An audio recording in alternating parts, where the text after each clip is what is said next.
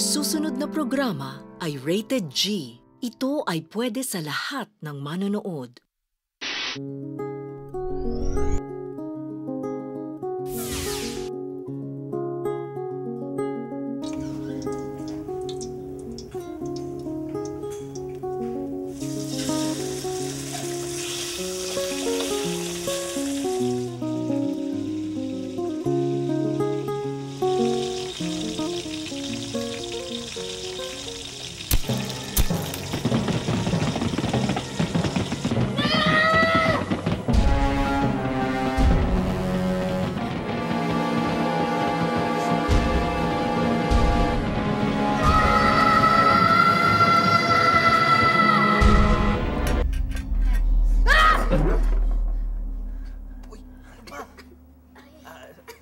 Ma'am, sorry po. Bossing.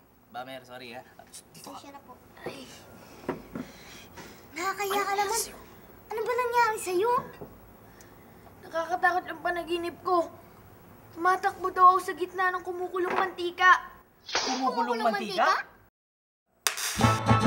Why not ang palaya? Why not munggo at kalabasa? Why not gatas at keso? Why not, why not? Why not ang palaya? Why not munggo at kalabasa? Why not gatas at keso? Why not, why not? Why not, why not? Why not, why not? Why not, why not? Why not? Why not?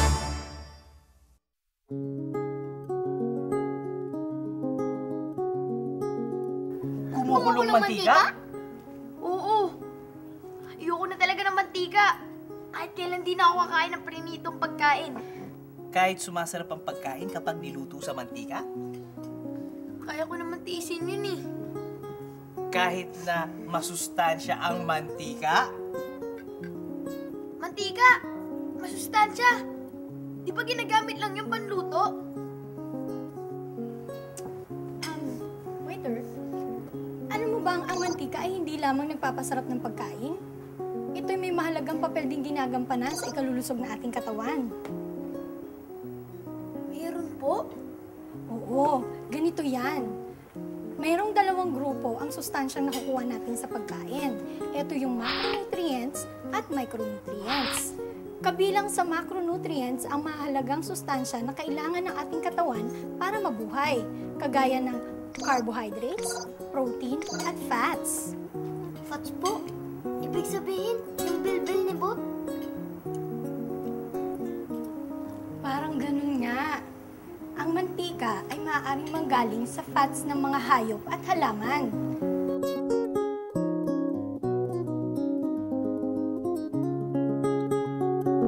Ang lahat ng mantika ay 100% fats, kaya't siksik ito sa enerhiya.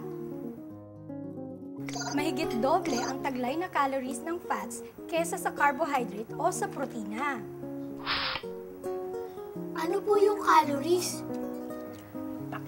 Ang calories ay ang sukat ng enerhiya na nakukuha natin sa pagkain. Bawat tao ay may kanya-kanyang bilang ng calories o kalorya na dapat makuha mula sa pagkain araw-araw para manatiling malusog. Ang total energy requirement ng isang tao ay depende sa edad, kasarian, at kung siya ay sedentary or active. Kaya kung kulang ang nakukuha mong calories sa pagkain, ikaw ay manghihina at maaaring mamayat. At kung sobra naman, maaaring ikaw ay tumaba. Kaya siguraduhin kumain ng tamang dami at uri ng pagkain araw-araw upang manatiling masigla.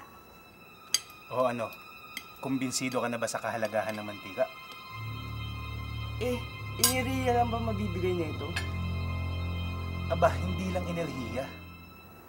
Nakatutulong din ang mantika sa ating katawan na magamit ang mga bitaminang natutunaw sa taba tulad ng vitamins A, D, E at K. Dahil dito, nakatutulong ang mantika na mabawasan ang bilang ng mga batang kulang sa vitamin A sa Pilipinas. Kaya nga, isinibatas na dapat ang cooking oil ngayon ay may karagdagang vitamin A. Bukod dito, ang fats ang pinagkukunan ng essential fatty acids na linoleic at linolenic acid na kailangan para sa maayos na paglaki ng mga batang katulad nila. Okay, got that. Madam? Iba't iba ang mga klase ng mantikang nanggagaling sa halaman. Dahil dito, iba't iba din ang lasang na idudulot nito sa ating mga pagkain. May mga mantikang galing sa niyog, sa mais, sa olives, at sa sesame seeds. Kayo, saang halaman nanggagaling ang mga mantikang ginagamit ninyo?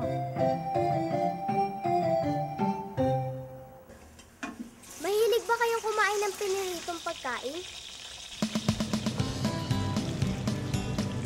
Ang gusto ko ay ang piniritong manok. Mahilig ako sa pritong itlog. Pritong isda ang paborito ko. Gusto ko ay pritong hotdog. Para maging masarap ang piprituhing pagkain, kailangang sariwa ang gagamiting mantika. Narito ang ilang bagay na dapat tandaan. Una, ang mantika ay sensitibo sa init, liwanag, at hangin. Kaya't kailangang ilayo ang mantika sa init at ilagay ito sa isang lalagyan na hindi tinatagusan ng liwanag. At huwag hayaang nakabukas ang lalagyanan nito.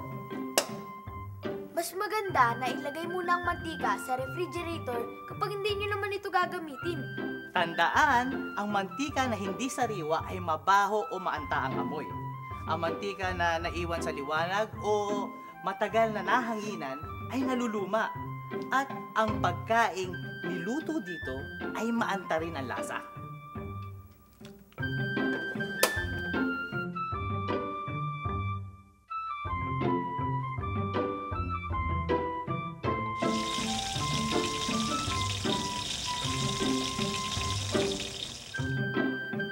Nagulat na ba kayo nang minsan ang mantikang iniwanan nyo sa gabi ay ganito?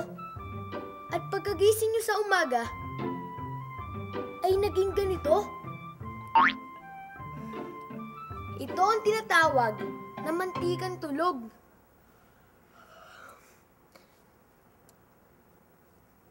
Ba't kaya nagkaganito ang mantika? Alam nyo ba kung bakit? Tama! Dahil lumalamig ang temperatura sa kusina kapag gabi na. Kaya ang mantika ay namumuo o natutulog.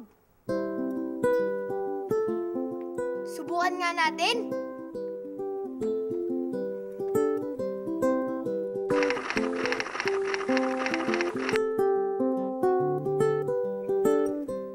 Totoo nga! Kapag nalamigan ng mantika, ay natutulog.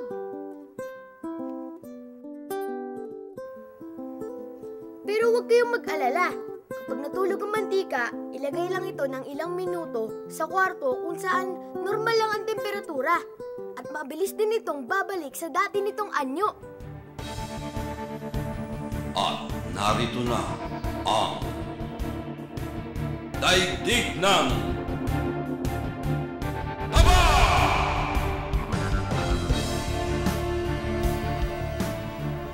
Ano, Bot? Kumbinsido ka na ba na may magandang naidudulot ang mantika sa kalusugan? Oo. Pero, anong nangyari? Ba't sila nagkaganon? Ba't nangyari yun? Akala ko ba mabuti sa kalusugan ng mantika? Ay, hindi pala lagi. Mahalaga ang mantika dahil kapag pinirito ang pagkain, mas maraming enerhiya ang may bibigay nito. Kahit hindi dagdagan ng dami ng pagkain. Kaya ang batang lumalaki ay dapat kumain ng pagkaing may fats o pagkaing niluto sa mantika. Kaya lang, hindi naman dapat sobrahan ang paggamit ng mantika. Dahil kapag sumobra ang calorie sa katawan, ito'y magiging taba na nagiging sanhi rin ng maraming karamdaman sa ating pagtanda. Alam nyo naman pala eh. Ba't nyo pa ginagawa? Ang sarap ng prinito eh. Teka.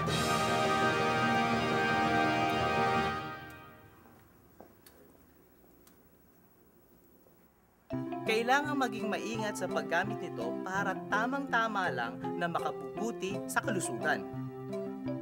Gumamit lang ng tamang dami ng mantika. Hayaang uminit ang mantika bago ilagay rito ang lulutuin. Kapag matagal kasing nasa mantika ang pagkain, mas marami itong nasisipsip na mantika. Pwedeng gamitin uli ang mantikang napaglutuan na. Tanggalin lang ang tirang pagkain dito bago ito itago. Maaari itong dagdagan ng bagong mantika pero hanggang 2 beses lamang pwedeng gamitin. Pero kapag maitim na, huwag nang gamitin ha. Piliin ang uri ng mantikang gagamitin. May mantikang mas marami ang saturated fats na nagpapataas ng kolesterol na nakakasama sa katawan. Meron namang mas marami ang polyunsaturated fats na nagpapababa sa masamang kolesterol at nagpapataas ng mabuting kolesterol sa katawan. At meron ding monounsaturated fats na nagpapababa ng masamang kolesterol. Tingnan lang ang tatak sa lalagyan. Kapag tama ang paggamit natin sa mantika, hindi ito makakasama sa kalusugan. Oo nga pala, ito ang ilang pwedeng gawin para hindi tumalsik ang mantika kapag nagluluto. Tumatalsik kasi ang mantika kapag mainit na ito at nalagyan ng tubig. Kaya ito ang mga dapat gawin. Una, patuluing mabuti ang tubig na mula sa pagkain na iluluto. Hindi kasi maiiwasan na may tubig ang karne at isda o ang ibang pagkain na lulutuin. Pangalawa, siguraduhin tuyo ang siyanse at kawali na ating gagamitin. Pangatlo, dahan-dahang ilagay sa kawali ang pagkaing lulutuin. Huwag itong ibabagsak para hindi agad-agad tumilamsik ang mantika. Lagi na lang mag-iingat at huwag masyadong lumapit sa niluluto. Ano, But? Ayaw mo pa rin sa mantika? Hindi na ako takot sa mantika. At alam ko na kung anong tunay na kahalagahan ng mantika. At saka alam ko na kung anong tamang paggamit ng mantika. Ano, Bot? Makakatulog ka na ba ng mahimbing o mapapanaginipan mo pa rin yung mantika? Malamang makakatulog na ako ng mahimbing. O sige, tulog na. Matutulog na rin ako eh. Good night.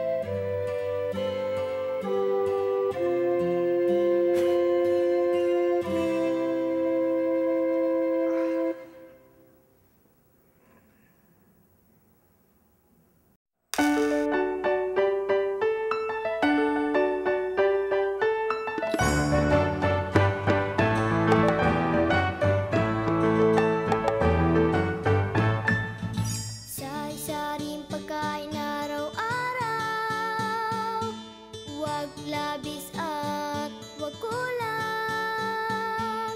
Masustansya at kumpleto, ito ang sikreto. Ito ang sikreto. Lakas, sigla, pati liksi at wastong paglaki. Dulot sa atin ng pagkain wasto. Healthy lifestyle at ehersisyo. Why not ang palaya? Why not munggo at kalabasa? Why not gatas at keso? Why not, why not, why not?